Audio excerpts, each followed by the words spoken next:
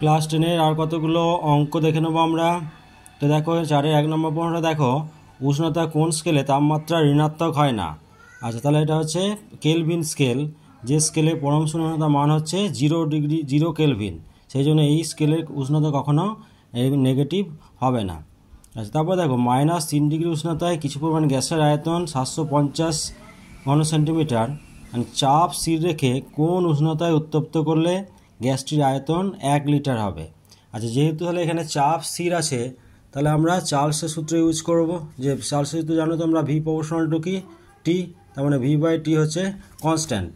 তাহলে এখানে যেগুলো দেওয়া আছে আগে লিখলাম, T1 -3 ডিগ্রি সেলসিয়াস, তার মানে হচ্ছে 270 কেলভিন। আচ্ছা, T2 বের করতে হবে।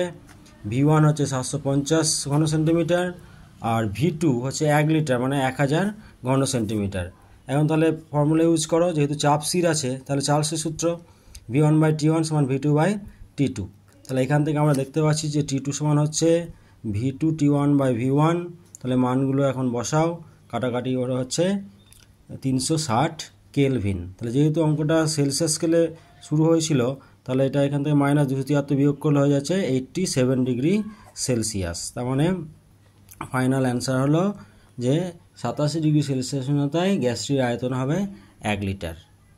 বেশ, এখানে একটা অঙ্ক হলো। এবার দেখো আরও একটা দিয়ে 4-এ 2 নম্বর দেখো, যে 10 গ্রাম ক্যালসিয়াম কার্বনেটকে উত্তপ্ত করলে এসটিপিতে কত আয়তন কার্বন ডাইঅক্সাইড গ্যাস উৎপন্ন হবে।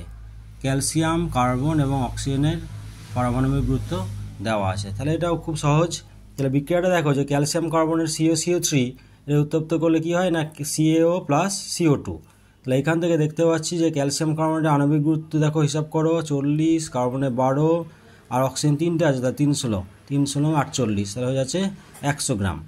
তার মানে এবং কার্বন ডাইঅক্সাইড কত পাচ্ছি না, 1 মোল। তাহলে এসটিপিতে আয়তন হবে কত না, 22.4 লিটার। যেহেতু আয়তন বের করতে দিয়েছে, তাই এটা আণবিক গুরুত্ব আমরা বের করলাম না। তাহলে এখানে দেখতে পাচ্ছি যে 100 গ্রাম ক্যালসিয়াম কার্বনেটকে উত্তপ্ত করলে এসটিপিতে আমরা কার্বন ডাইঅক্সাইড কত পাবো না, 22.4 লিটার।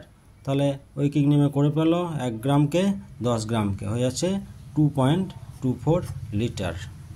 আচ্ছা, এখানে অথবা আর একটা যে দেখো, যে এসটিপিতে 44.8 লিটার হাইড্রোজেন পেতে হলে কত গ্রাম ম্যাগনেসিয়ামের সাথে লঘু সালফিউরিক অ্যাসিডের বিক্রিয়া ঘটাতে হবে। ম্যাগনেসিয়ামের পারমাণবিক গুরুত্ব দেওয়া আছে 24। তাহলে এটাও খুব সহজ হয়ে যাবে। তাহলে ম্যাগনেসিয়ামের সাথে লঘু সালফিউরিক অ্যাসিডের বিক্রিয়াটা আগে লেখো, Mg প্লাস H2SO4।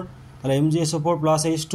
তাহলে এখানে দেখতে পাচ্ছি যে 24 গ্রাম ম্যাগনেসিয়াম সালফিউরিক অ্যাসিডের সঙ্গে বিক্রিয়া করে উৎপন্ন করছে 1 মোল বা এসটিপিতে 22.4 লিটার হাইড্রোজেন গ্যাস উৎপন্ন করছে।